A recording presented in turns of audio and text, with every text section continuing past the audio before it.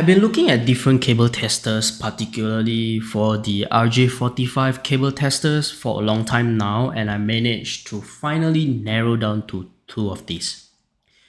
The Klein tools and the $10 tool. Well, you may have or may have not heard about the Klein tools, but I believe you have not heard about the second one, at least for me.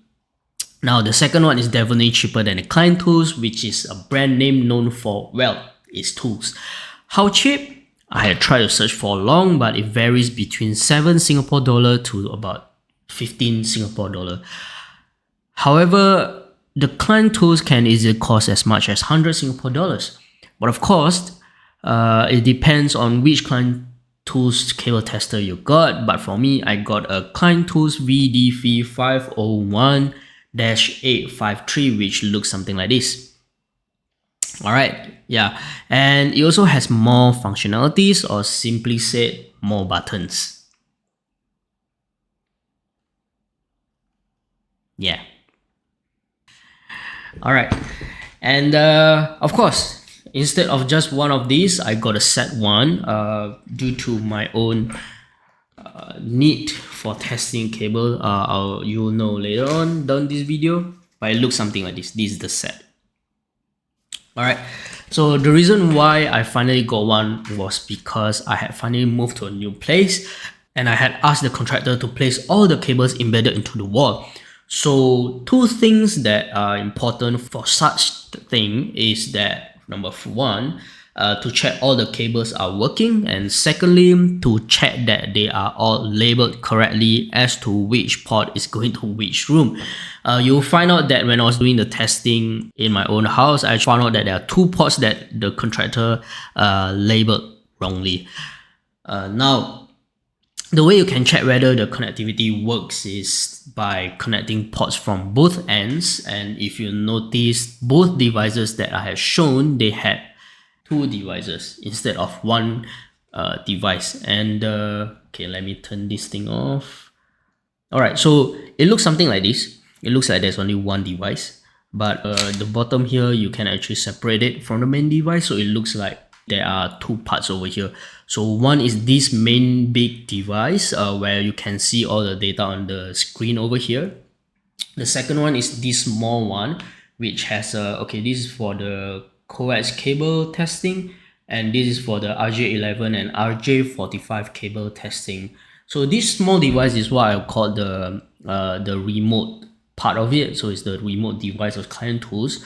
Basically, how these two works is that you need to have or rather for a LAN cable to be tested as working, is that it needs to have like a closed loop. So meaning one NA is connected to one port, the other one is connected to the other port, and these two are actually forming a closed loop. So when I'm pinging, I'm sending some sort of signal to one port A and then to another port B. These two has to like so-called bounce back in a sense. So this will form like a proper closed loop in a sense. Otherwise, if there's somewhere down the cable that is spoiled or broken or cut or whatever, that means there's the open loop. So that means the cable failed the testing.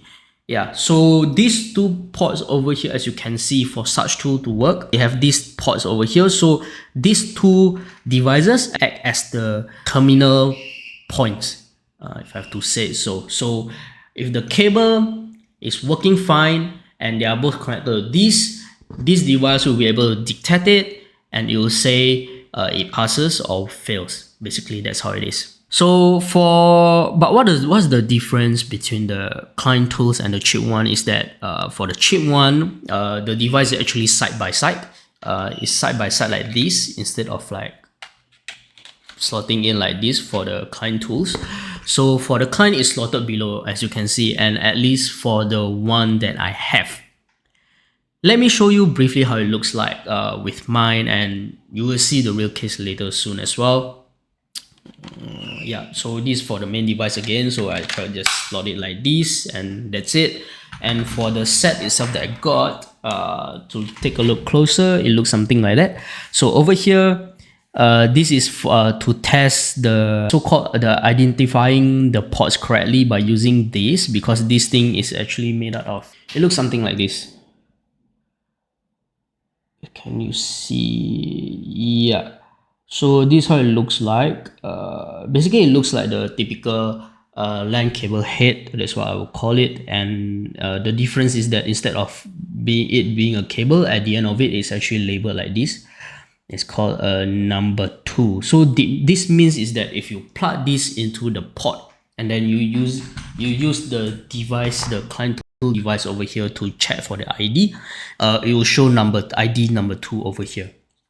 You'll see later and for the real case as I was testing for the labeling. So these small things is very useful when you want to test for the labeling of the port, whether the contractor has labeled the ports all correctly, because if they label it wrongly, you figure out with this thing. So of course, other than that, you also test for the coax cable. As you can see over here, these small ones are actually for the coax cable testing. Don't know whether you can see it. Hopefully you can see it. As you can see over here, it's actually testing for coax cable as well at the top over here. So yeah, and it's really useful in this case, but for my case, since I don't have any coax cable, so I don't need to test for the coax cable.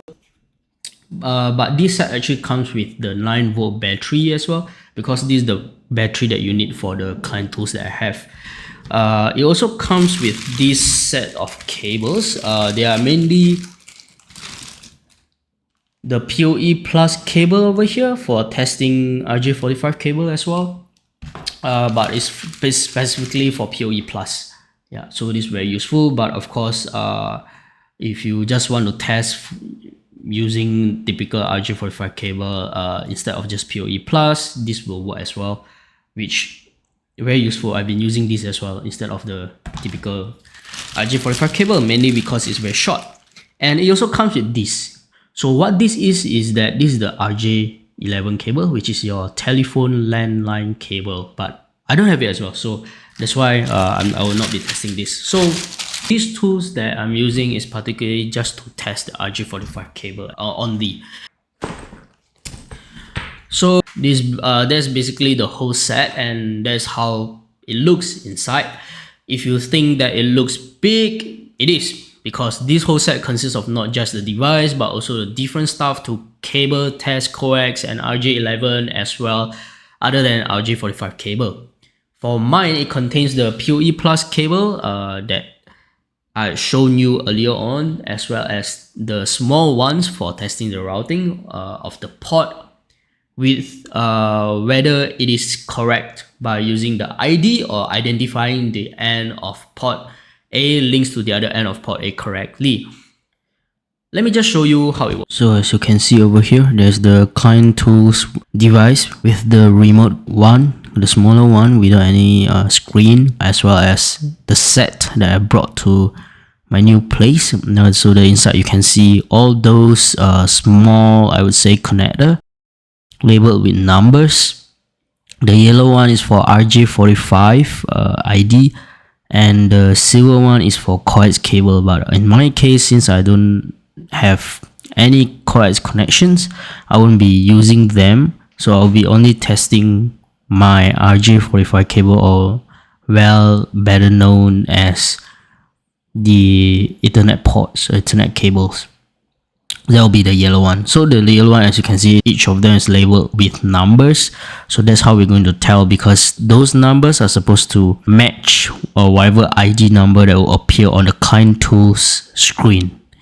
If they are different, you know the label is different, because in this case, I've asked the contractors to label each of the port with numbers, and if they don't match, I will know that they have labeled wrongly and I can change them. And other than that, you can see there's the battery over there, and that battery is the rectangular type, which is the 9-volt battery. And over here you can see that those are the PoE plus cables, and as well as the landline cables to test your phone landline in the house. but since I don't have it, so I won't be using them.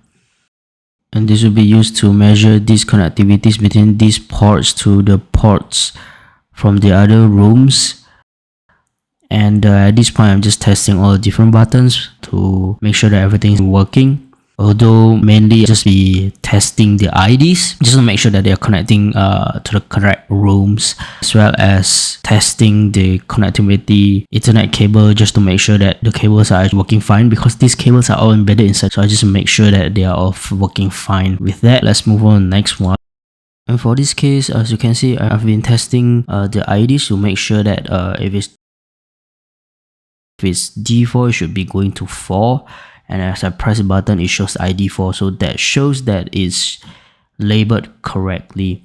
But there will be this one case where the contractor actually labeled wrongly. So over here, as you can see, it says ID3, but it shows D3. But as I press the button again, it says that is ID2. So the ID3 actually belongs to the D2, the previous port that I've tested. So as you can see, these were labeled wrongly, and by using these IDs by Klein tools, it works really well to figure out which port is labeled wrongly by the contractor.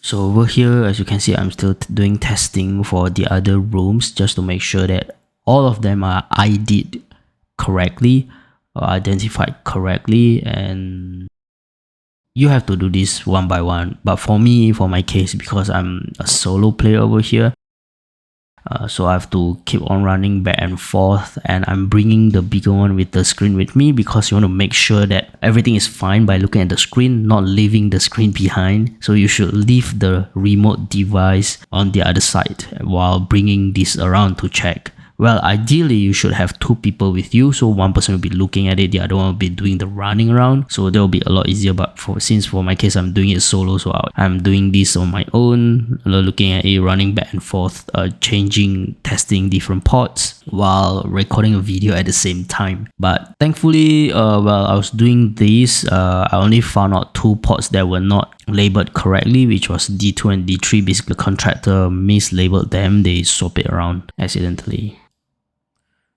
So this is when I have started to do the cable testing to make sure that none of the cables are spoiled or broken. So as you can see over here, I'm testing base from my living room because that's where most of the main ports are. Those are where the ports will receive the internet from, because if you haven't noticed, there was a fiber cable box beside the port, so that's where my modem will be at.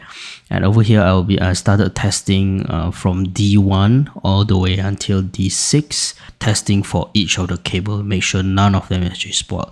But again, as you can see over here, I'm running back and forth, trying to update, or rather trying to change the position of my remote device over here, because you want to make sure that both ends are connected. That's how such cable tester works. And you can see over here, I'll press the button and start testing, and it will show everything 1 to 8, everything working. Otherwise, if anything is not working, the Klein tools will actually show the numbers as blinking numbers, if I'm not mistaken. So for my case, fortunately everything was working. So yeah, otherwise it'll be very troublesome because these cables are all embedded. But if the cables are not embedded, I guess it will be easier on your side to test. You don't have to really worry so much about it. You can test it later as well. But for cases where yours is like mine, whereby the cables are actually embedded, you have to test this earlier on. As soon as they finish it, it's better that you could start testing it so that they still have time to redo all this stuff. Alright, so I'm doing the testing again over here, trying to make sure that, okay, the one cable 1 to 8 is actually working fine, nothing's broken. So I'm doing this one by one, as you can see over here. It's surprisingly not a painful process, and I really enjoyed it, probably because it's for my new place, and secondly, I can do this for you and also for my own record, because I know that I won't be doing this very often in my own house, but I do know that I will be doing testing cables, RJ45 cables specifically, a lot more often because I'll be making my own Ethernet cables for my own use. So at this point, I'm already testing for the last 2 Ethernet ports over here. The first 4 cables had proven to be working fine, and these 2 turns out to be working fine as well. So if I seemed like I was rushing, yeah, I actually was rushing because I had not much time and it had taken longer than it seemed because first thing first, I had to make another video to send to the contractor because they had created the ports wrongly for my living room, because instead of 6 there's supposed to be only 2. Either way, I was just making sure that the cables are fine because I knew that as long as the cables are fine, they'll just find a way to convert the 6 ports into 2 ports, because that's all I need. I don't need all 6 ports over there, and my modem definitely doesn't have 6 ports, probably only 4 max. And you were just curious why I have 4 ports in the one room earlier on, it's because that will be where most of my networking equipment be located at. So that's the reason why I am taking this very seriously, and that's also the reason why I'd rather choose the Klein tools over the cheaper one. But for your case, you can always choose a cheaper one. I've seen people use the cheaper one to test this because all they need is just doing the testing. But for me, it's more than testing. I was also doing identifying, labeling as well. But yeah, turns out everything is good. Thumbs up, double thumbs up, and the tools as well. It actually looks really rugged and it can seem to survive under any circumstances. And as you can see, I've been leaving it dangling around so that I can move the small device to change the small device to a different port. Yeah, I mean, if you care about your cables, you shouldn't do that actually. Don't follow me. That's a very bad example. Pretty cool device, pretty cool gadget. Overall, I really like this tool. I think I would have given it like a 9 or 8.5 out of 10. Pretty good. And the set itself, if you are like me, you need more than just, you know, testing the cable, making sure that the cable is not spoiled. Yeah, do get the whole set. I'm definitely not sponsored by Klein tools, but I just genuinely think that if you have this whole set, it really makes your life a lot easier in the future when you make your own Ethernet cables, or maybe you are helping your cousins or family members test their cables, or when you are trying to label your own ports. This will really come in handy.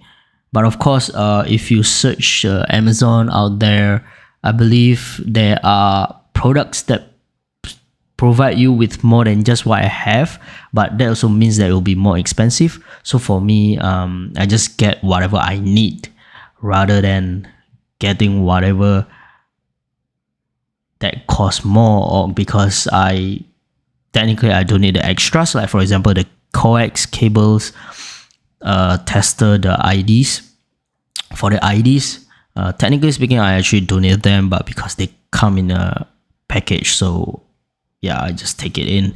And over here, I'm just showing you again how things are being disassembled, and the small remote device is being slotted back into the main big device. But for you, if you feel that the cheaper one is enough, feel free to get that as well. There's no right or wrong as well.